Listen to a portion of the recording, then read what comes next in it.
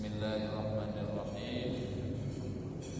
Wa mutaba'atu anwa'i hawa nafsi aslu syarri makayid syaitan. Wa kullu man ittaba'al hawa wa huwa abdul hawa la abdullah. Walidzalika sallallahu alaihi lisyaitan.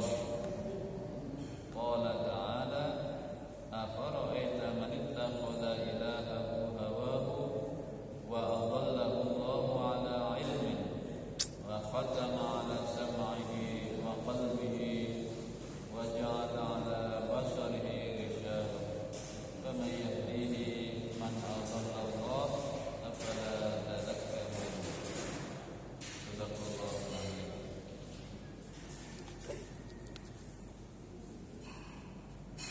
Arti dari teks ini kurang lebih dan mengikuti memperturutkan berbagai macam hawa nafsu merupakan sumber dari keburukan yang merupakan tipu daya setan.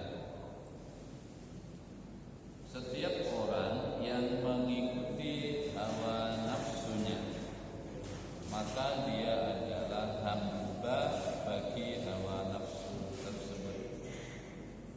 Dia hamba dari hawa nafsu tersebut, bukan hamba Allah. Karenanya Allah akan memberikan kekuasaan atas dirinya kepada syaitan. Allah berfirman, apakah engkau tahu tentang seseorang yang menjadikan hawa nafsunya sebagai Tuhannya? Bapak Ibu rahimakumullah, kutipan teks ini memberikan satu pesan kepada kita, bahwa mengikuti hawa nafsu, memperturutkan hawa nafsu itu merupakan sumber keburukan.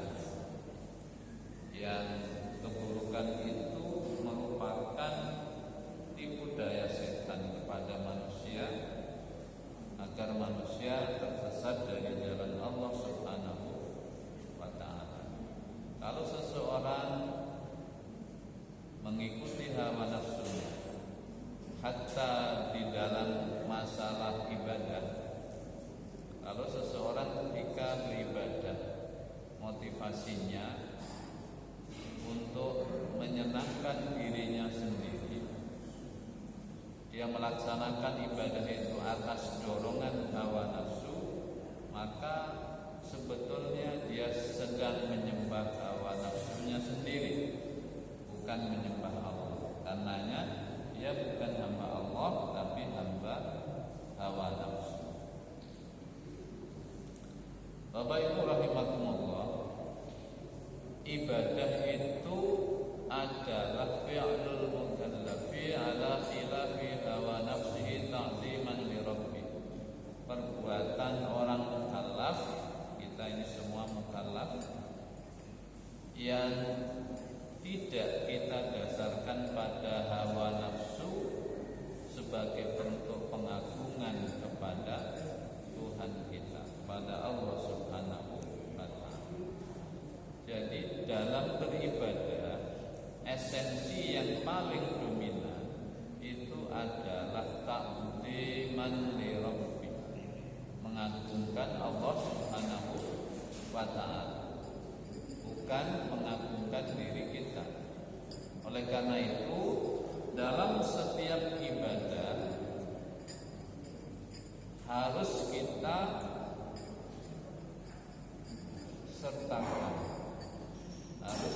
sertakan mengagungkan Allah Subhanahu wa ta'ala. Itu minimal ibadah itu akan diakui oleh Allah Subhanahu wa ta'ala kalau saat kita melakukan ibadah itu di dalam hati kita, di dalam perasaan kita ada keagungan Allah Subhanahu wa ta'ala. Bukan keagungan yang lain, bukan kebesaran yang lain, tapi kebesaran Allah Subhanahu wa ta'ala. Mari kita lihat Bapak Ibu, kita evaluasi diri kita masing-masing. Kita tanya kepada diri kita masing-masing, apakah dalam setiap ibadah yang kita lakukan, dari bangun tidur sampai menjelang tidur lagi, ketika kita melakukan berbagai macam ibadah, ada atau tidak perasaan mengagungkan Allah di dalam hati kita? Keagungan Allah sempat singgah, hadir di dalam hati sanubari kita atau tidak? Ketika kita misalnya sholat, mengawalinya dengan takbiratul ihram, Allahu Akbar, ada enggak perasaan bahwa Allah itu maha besar di dalam hati kita? Ada enggak ketika seseorang memulai haji dan umroh, lalu dia berniat berihram, labbaik Allahumma hajjan atau labbaik Allahumma umratan, ada enggak di dalam hati kita itu kebesaran Allah Subhanahu wa ta'ala? Kalau ada, maka berarti kita sudah melakukan hakikat daripada ibadah itu sendiri. Karena hakikat ibadah itu adalah mengagungkan Allah Subhanahu wa ta'ala. Bapak Ibu rahimakumullah, jadi beribadah itu motivasinya atau tujuannya haruslah untuk menyenangkan Allah, mencapai ridho dari Allah Subhanahu wa ta'ala, bukan untuk memperoleh kesenangan diri sendiri, tidak untuk memperoleh kesenangan diri sendiri. Ya. Jadi mari kita tanya kepada diri kita sendiri, saat kita sholat, saat kita puasa, saat kita haji umroh, saat kita berzakat, bersedekah, berinfak, saat nanti kita menyembelih hewan kurban atau melaksanakan akikah, zikir, baca Quran, ada enggak di dalam diri kita keagungan Allah Subhanahu wa ta'ala? Ada enggak motivasi untuk mencapai ridho Allah Subhanahu wa ta'ala? Ya. Jadi kalau bacaan kita sudah bagus misalnya, lalu tidak ada keikhlasan, tidak ada keagungan Allah Subhanahu wa ta'ala di dalam diri kita, maka sesungguhnya kita tidak sedang berusaha menyenangkan Allah atau mencapai ridho Allah, tapi untuk kesenangan diri kita sendiri. Ya. Orang baca Quran, berlagu-lagu, itu apa? Sedang menyenangkan Allah atau menyenangkan diri kita sendiri. Orang bolak-balik pergi pulang umroh itu untuk menyenangkan Allah atau untuk menyenangkan diri kita sendiri. Lalu diceritakan, saya sudah 3 kali umroh atau sudah 7 kali umroh. Ya, itu ciri-cirinya Bapak. Ciri-ciri bahwa ibadah kita itu belum sepenuhnya lillahi ta'ala.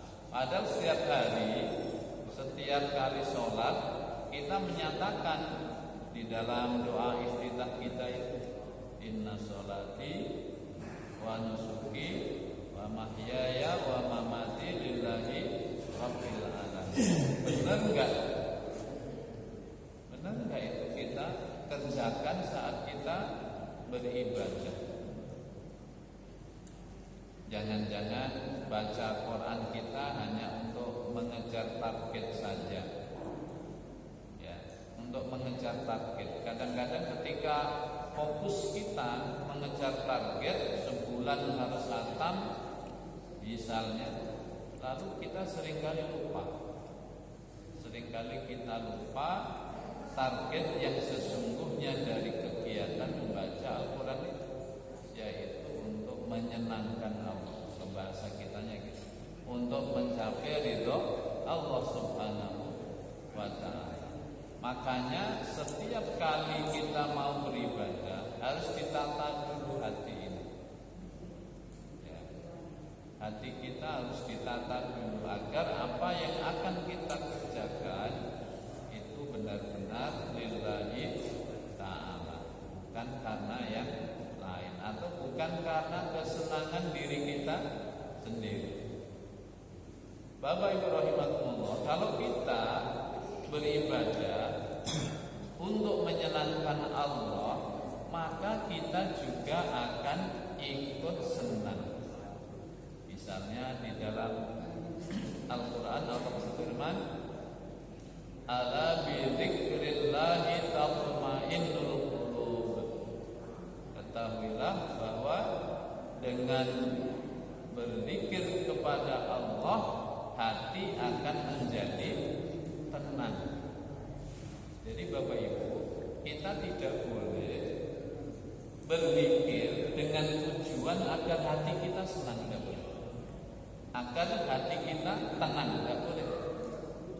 Ya, zikir Allah atau la ilaha illallah 100 kali biar hati kita tenang, itu enggak boleh. Karena ketenangan itu hanya merupakan konsekuensi atau dampak dari zikir kita. Kalau kita berzikir kepada Allah semata-mata karena Allah, maka efeknya nanti hati kita akan menjadi tenang. Nah, contoh yang lebih mudah begini Bapak Ibu. Para suami itu kalau begitu dia memperoleh gaji atau mendapatkan rezeki, lalu dia buru-buru memberikan gajinya itu kepada istrinya. Tujuannya apa? Untuk menyenangkan hati istrinya. Setelah istrinya senang, hati suami itu jadi senang apa enggak? Kan ikut jadi senang ya. Kalau istri ulang tahun, lalu suaminya memberinya hadiah atau kado, ya, istrinya senang, maka suaminya juga ikut senang. Ya.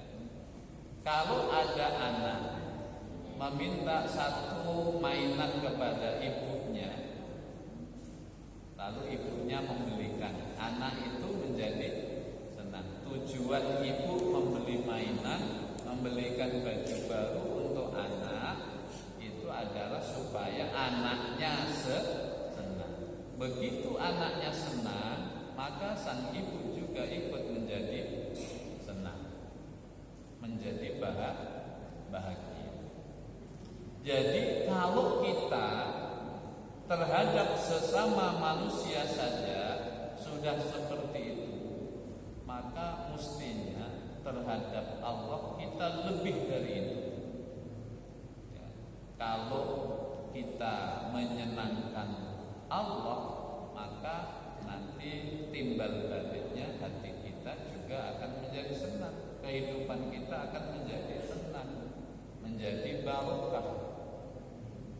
Jadi Bapak Ibu, makanya mari kita hindari di dalam setiap ibadah itu untuk menyenangkan diri kita sendiri. Makanya nggak boleh sholat duha niatnya supaya dimudahkan rezeki, nggak boleh. Ya, di sholat duha rajin tiap hari, nggak pernah putus, 4 rakaat atau 6 atau 8 atau sampai 12 rakaat. Tiap hari dilakukan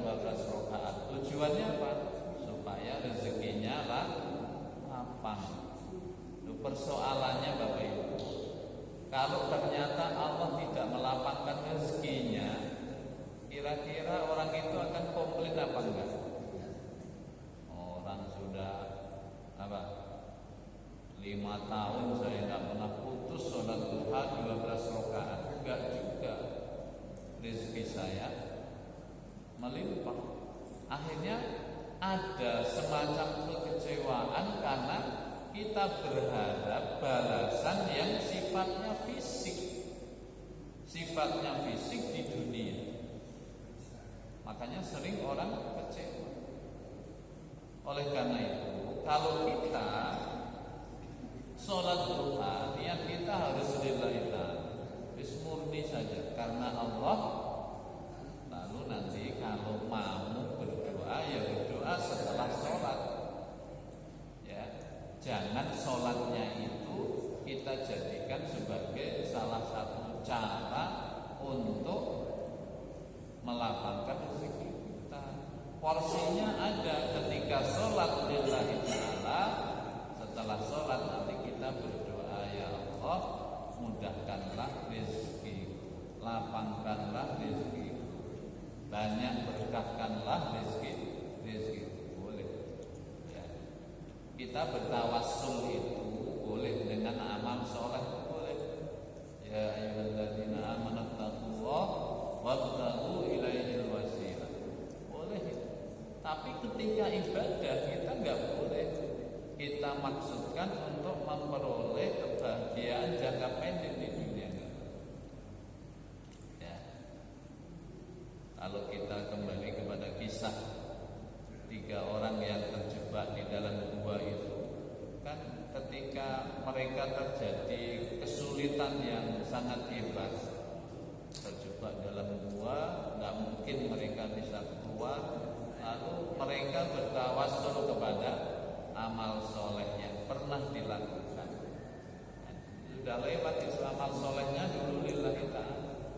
Dan Allah membuktikan bahwa mereka bertiga itu berbuat beramal soleh lillahi ta'ala, bukan karena kepentingan hawa nafsunya.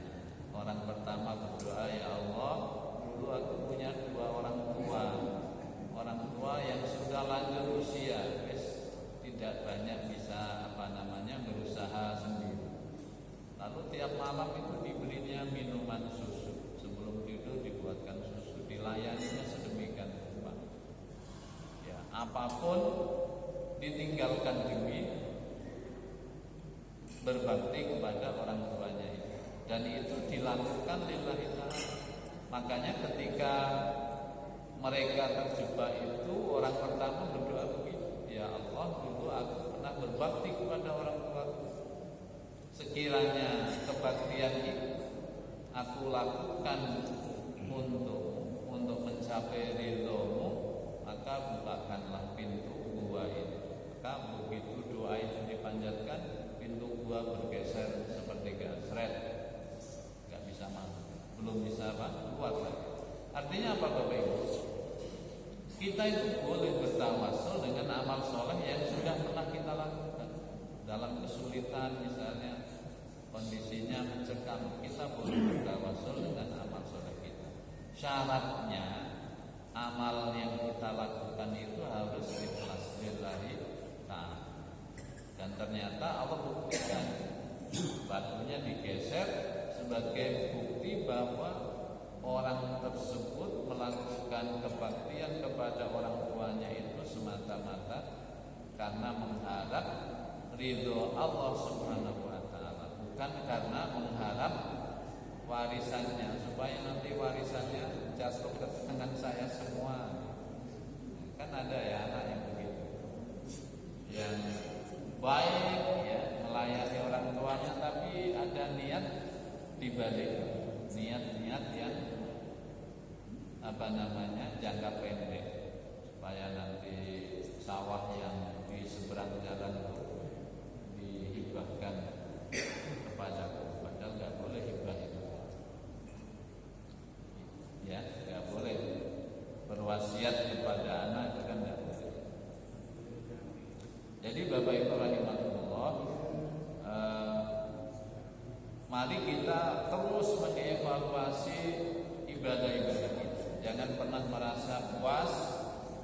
Kalau kita sudah merasa puas dengan apa yang kita lakukan, itu adalah bagian daripada makayyidu syaitan, tipu daya syaitan. Ya. Nabi Adam saja bisa disesatkan, digelincirkan oleh iblis, oleh setan, apalagi kita.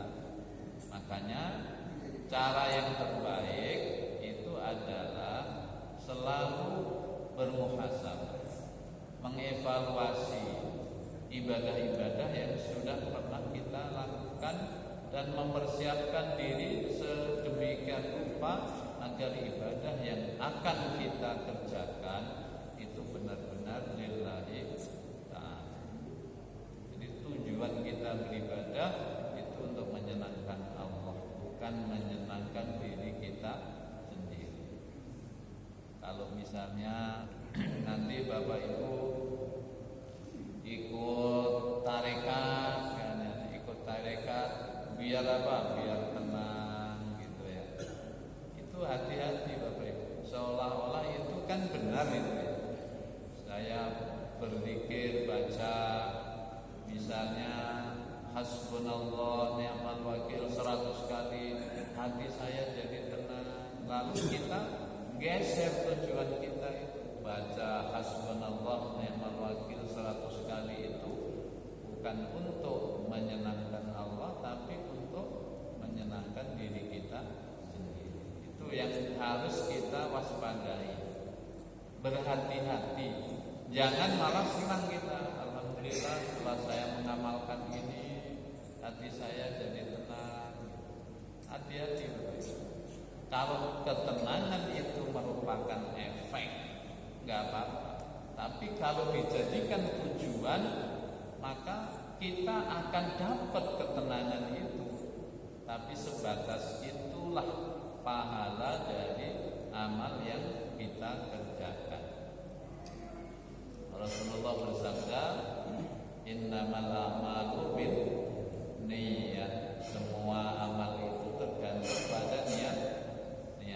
Wa innama likulli imri'in ma nawa. Seseorang itu akan memperoleh balasan sesuai dengan apa yang ia niatkan. Kalau kita beribadah, niat kita supaya hati kita tenang, maka Allah akan kasih. Allah akan buat hati kita menjadi tenang. Tapi ya sebatas itu. Sebatas itu. Nanti di akhiratnya wallah kita enggak tahu. Jangan-jangan cuman sebatas itulah ganjaran yang Allah Subhanahu wa taala berikan kepada kita. Makanya hadis itu penggalan berikutnya, faman kanat hijratuhu ila Allah fa hijratuhu ila Allah. Barang siapa berhijrah karena Allah, maka berhijrahnya berarti karena Allah. Ya, itu apa namanya? Hadis ini statusnya hadis mutawatir. Hadis mutawatir itu dari segi validitasnya itu sama dengan Al-Quran. Ya, dari segi subutnya itu sama dengan Al-Quran. Ya, itu hadis mutawatir. Enggak banyak. Tidak banyak jumlah hadis mutawatir itu, hanya sekitar 250 saja. Jadi kalau hijrah kita karena Allah, hijrah itu kan sebagai satu peristiwa yang mendasari munculnya hadis itu, ya. Makanya yang disebut hijrah. Ya. Dulu itu ada seseorang yang ingin yang mencintai seorang wanita, dan wanita itu pergi hijrah ke Madinah.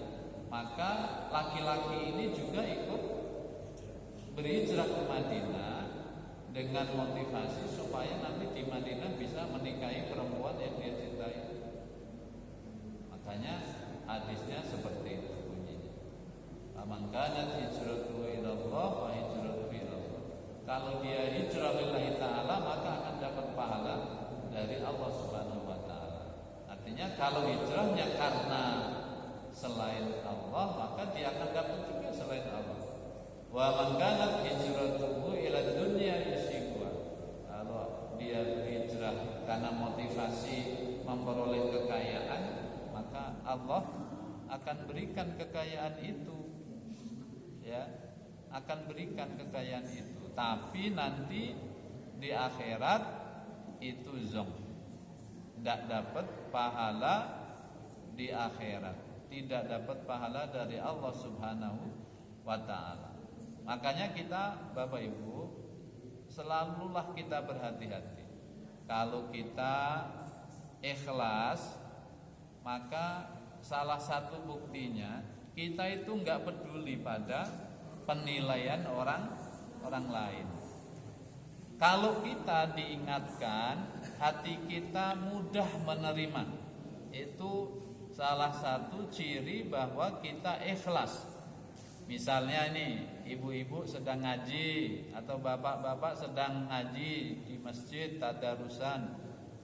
Lalu Pak Imam dengar, wah ini bacaan bapak ini kurang tepat ini. Lalu Pak Imam mengingatkan, Pak, Mas atau Bu, bacaan Bapak Ibu ini kurang tepat. Yang benar seperti ini. Kalau kemudian Bapak Ibu tersinggung, nggak mau lagi pergi ke masjid, ya, karena merasa gengsi, merasa malu, diingatkan oleh Pak Imam, itu berarti niat kita membaca Al-Quran itu belum lillahi ta'ala. Kan baca Quran itu ada aturannya Bapak Ibu, ada pedomannya. Wong kita belajar bahasa Inggris saja Pak Usman ya, itu ada pedomannya, nggak bisa itu. Ya, one dibaca one itu pasti salah itu.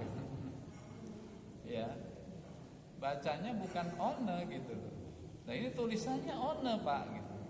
Gak boleh begitu. Apalagi ini kalam Allah. Al-Quran itu kalam Allah. Tentu ada aturan bacanya, panjang pendeknya, ada makhorijul hurufnya, ada hukum-hukumnya, ada idgham, ada idhar dan seterusnya. Nah kalau salah diingatkan, maka kita harus berterima kasih mestinya. Berarti Pak Imam itu sayang pada kita, mengajak kita ke jalan yang benar supaya kita sampai ke akhirat nanti dengan selamat, kan begitu. Ada orang salah diingatkan marah-marah atau ngambek misalnya, itu berarti apa yang dia perbuat itu masih untuk menggembirakan, menyenangkan dirinya sendiri. Itu makanya hati-hati Bapak Ibu. Kadang-kadang di dalam hati kita itu ada penyakit-penyakit, ada kesombongan, ada keangkuhan, ada merasa paling benar sendiri, merasa sudah baik sendiri. Nah itu yang merupakan penyakit-penyakit hati yang setiap saat harus kita bersihkan. Itu kotoran itu akan terus hinggap di dalam hati kita Bapak Ibu, seperti debu-debu yang berterbangan dan setiap saat bisa menempel pada tubuh kita. Kotoran-kotoran batin itu juga seperti itu. Ada perasaan ujub, ya. Ujub itu Bapak Ibu beda dengan riya ya. Kalau riya itu bersamaan dengan pelaksanaan ibadah atau sebelum pelaksanaan ibadah. Kalau ujub itu timbulnya setelah selesai melakukan ibadah. Itu bedanya. Kalau riya itu merusak amal dari akarnya. Udah, kalau orang sudah riya dalam beramal, pamer, maka amaliyahnya tertolak. Tapi kalau ujub itu apa? Kalau kita sudah berbuat lalu kita ujub setelah itu, pamer, bangga dengan apa yang sudah pernah kita lakukan, maka pahalanya itu akan dihalangi oleh Allah. Jadi dicopot dulu dari daftar pahala kita, itu dihapus dulu. Kalau nanti taubat dikembalikan. Nah, kalau riya nggak bisa, riya nggak bisa mengembalikan pahala yang sudah kita dapatkan. Makanya kalau ada perasaan-perasaan ujub dalam hati kita, ya, maka segeralah kita beristighfar dan bertaubat kepada Allah Subhanahu wa taala supaya pahala amal ibadah kita yang lalu-lalu itu dikembalikan lagi oleh Allah kepada kita. Maka kita harus selalu bermuhasabah Bapak Ibu, ya. Kita kadang-kadang salah diingatkan kok jadi marah gitu. Mestinya kita senang, ya, mestinya kita senang. Kita ini Pak Usman, saya ini kan dosen. Itu ya biasa saja. Biasa. Bahkan saya selalu menyampaikan jawaban Anda itu tidak harus sama dengan jawaban saya. Ketika ujian UAS atau UTS itu selalu kita sampaikan begitu. Anda boleh berbeda dengan apa yang saya sampaikan, tapi harus Anda cantumkan referensinya, sumbernya dari mana ini, supaya bisa kita lacak, ya. Kalau berbeda dengan yang kita sampaikan lalu tidak menyertakan referensi, jadi salah, ya. Tapi ada kan anak itu yang memang pintar, ya harus kita akui. Kita sebagai dosen, sebagai guru nggak boleh mematikan kreativitas anak, ya, ini nggak boleh. Pokoknya kalau nggak persis dengan yang saya ajarkan salah, itu juga kesombongan akademik, nggak boleh. Karena ilmu itu begitu luas, buku bacaan sedemikian banyak, bisa jadi anak kita, mahasiswa kita sudah baca terlebih dahulu. Kita karena sudah tua nih kadang-kadang nggak beli buku lagi, nggak baca jurnal lagi, ya kan, ketinggalan. Itu sesuatu yang sangat mungkin terjadi. Maka kita nggak boleh, pokoknya kebenaran itu di genggaman saya, itu sombong namanya. Nah, itu juga merupakan penyakit hati. Siapa saja itu bisa terserang oleh penyakit hati, ya. Mau ulama, mau kiai, mau ustadz, mau orang awam, sama saja, peluangnya sama. Bedanya kalau ulama, kiai, ustadz itu biasanya dia lebih mudah sadar, dia lebih mudah mengenali, oh ini batas yang diperbolehkan, ini batas yang tidak diperbolehkan, sehingga dia mudah kembalinya itu, taubatnya itu mudah, ya. Tapi potensinya ya sama saja, ya. Kalau dalam kisah-kisah inspiratif itu banyak ulama yang juga tergelincir oleh godaan setan, oleh godaan hawa nafsu. Oleh karena itu Bapak Ibu, kita harus selalu waspada. Kita ke anak kita, ke suami, ke istri kita, itu sering gak terpikirkan. Misalnya kita mengantar, jemput anak ke sekolah, itu niat kita apa sih? Niat kita apa? Itu kan kita perlu sertakan Allah di dalamnya. Kita ngantar anak ke sekolah, itu kan thalabul ilmi fardhu. Menuntut ilmu itu sangat wajib hukumnya. Berarti kita sedang melaksanakan perintah Rasulullah SAW, perintah Allah Subhanahu wa taala. Kita jemput, nanti juga begitu. Kita ngantar istri ke pasar misalnya. Jangan itu dimaknai sebagai adat yang tidak ada kaitannya dengan ibadah.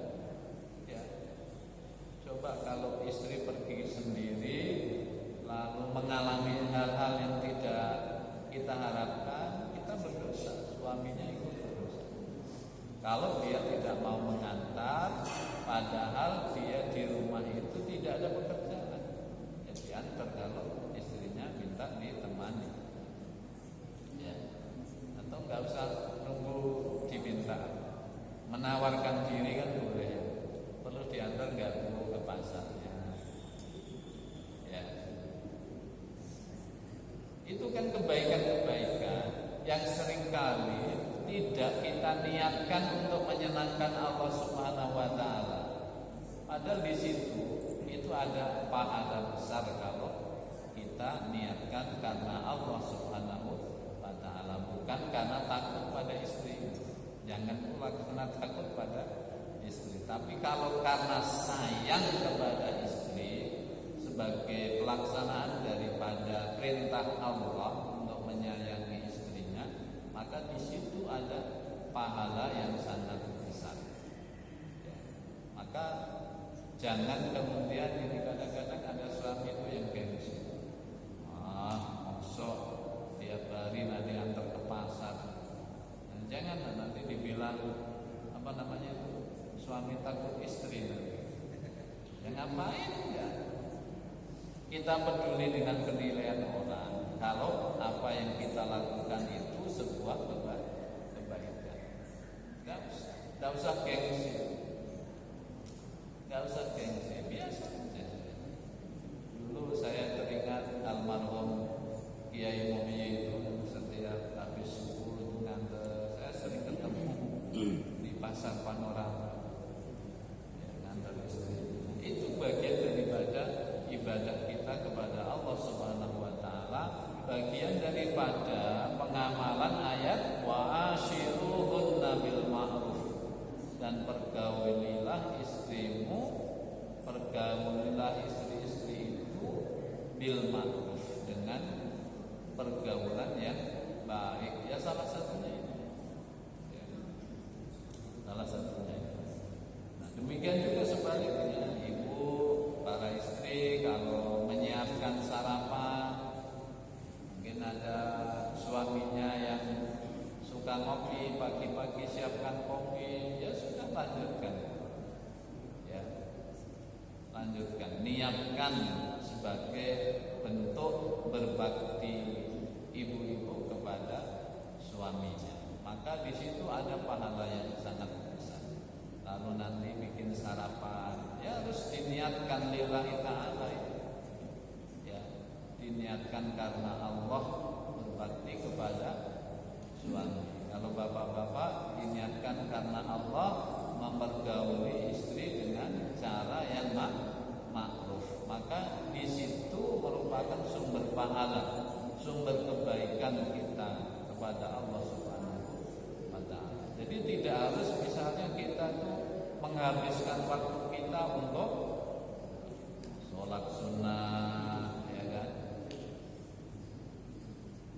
Kemudian puasa sunnah, tapi lalu nggak mau apa-apa lagi, nggak mau apa-apa lagi, itu juga tidak benar. Kan ada sekelompok orang sekarang itu yang perasaannya itu paling islami gitu kan.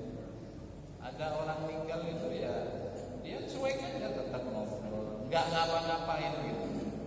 Tetangganya meninggal, dia datang tidak, peduli juga tidak. Lebih utama dia ngobrol, dia diskusi, dia ngaji gitu, nggak boleh. Kita harus peduli kepada sesama. Bapak Ibu rahimakumullah, jadi kita harus hati-hati terhadap tipu daya setan.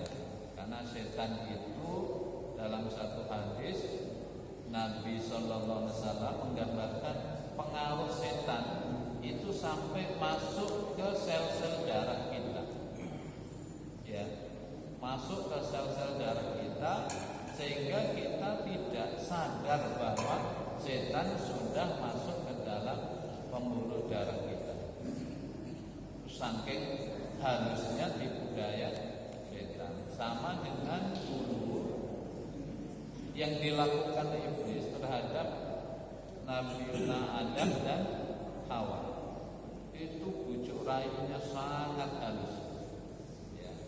dengan seluruh cara dia lakukan. Kali datang nggak berhasil, datang lagi, cari strategi baru, gagal lagi, datang lagi, gagal lagi, datang lagi, sampai terakhir iblis itu menggunakan nama Allah, untuk meyakinkan kepada Adam bahwa nasihatnya ini untuk kebaikan dia. Maka ketika disebut nama Allah, disertakan nama Allah, Adam nggak berpikir panjang lagi, langsung dia ambil buah itu. Maka berhasillah jebakan iblis itu karena dia menggunakan nama Allah. Ya. Makanya hati-hati juga kalau ada orang bicara dikit-dikit demi Allah, itu hati-hati. Ya, demi Allah itu kan gitu. Kalau di dalam pendidikan akhlak,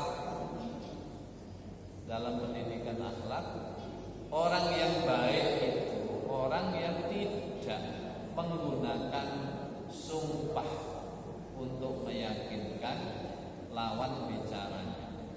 Justru orang yang sering menggunakan wallahi, demi Allah, itu adalah orang yang dalam pandangan Islam itu tidak baik. Dalam pandangan Allah itu tidak baik. Ya. Ngomong sama temannya saja untuk kepentingan duniawi, dia menggunakan nama Allah. Dia bersumpah atas nama Allah. Wallahi. Sama dengan Bapak Ibu, orang bernadar. Kalau saya sukses, kalau anak saya diterima jadi PNS, kalau anak saya lulus kuliah dengan cum laude, saya bernadar motong kambing sikok. Itu boleh, tapi Allah nggak suka yang begitu. Ya, itu dicap sebagai orang yang pelit. Mau bersedekah saja, nunggu dapat dapat keuntungan dulu. Kalau orang bernadar itu kan dia menggantungkan perbuatan baiknya dengan kebaikan yang dia terima kan. Ya Allah, kalau Engkau berbuat dengan kepada saya, maka saya akan berbuat baik, kan begitu nih kira-kira ya. Makanya nadar itu meskipun boleh tapi tidak dianjurkan. Ya, boleh. Tapi Allah nggak suka orang baru mau memberikan sesuatu atau melakukan ketaatan setelah dia memperoleh kesenangannya. Meskipun boleh tapi Allah tidak suka seperti itu. Ya, kalau mau sedekah saja, tanpa digantungkan dengan kesuksesan kita atau keberuntungan kita. Bapak Ibu rahimakumullah, mari kita senantiasa berdoa kepada Allah Subhanahu wa taala ya, supaya seluruh amal-amal kita itu kita lakukan dengan penuh keikhlasan semata-mata karena Allah Subhanahu wa taala. Kalau belum bisa ya dilatih sedikit-sedikit, mulai beramal di tengah kesunyian ya. Kalau belum bisa ikhlas, sedekah. Kalau dilihat orang ya sedekahnya sembunyi, sholat sunatnya sembunyi, sholat duhanya nggak usah di masjid. Kalau belum bisa ikhlas, nanti pulang baru sholat duha di rumah. Tahajudnya nggak usah diceritakan, ya, tahajud saja, nggak usah di-share. Alhamdulillah malam tadi sempat bangun jam 3 baru sholat taubat, setelah tahajud nggak usah. Kan ada yang di-share gitu. Nggak usah. Kalau kita belum bisa ikhlas. Tapi kalau kita sudah bisa ikhlas, nggak apa-apa, ditunjukkan itu nggak apa-apa. Ya, saya kurbannya 3 ekor sapi, 3 ekor kambing, boleh diumumkan tuh boleh kalau hati kita sudah bisa ikhlas. Tapi kalau belum ya sudah nggak usah diumumkan, nggak usah diceritakan, supaya membantu hati kita untuk bisa lebih ikhlas di dalam setiap amal kita. Bapak Ibu rahimakumullah, mungkin ini yang bisa kami sampaikan. Mari kita sama-sama terus mengevaluasi ibadah-ibadah yang pernah merasa sudah cukup, sudah baik, sudah puas, lalu kita memuji diri kita sendiri. Lebih kurang mohon maaf. Mari sama-sama kita akhiri dengan membaca surat Al-Asr. Bismillahirrahmanirrahim.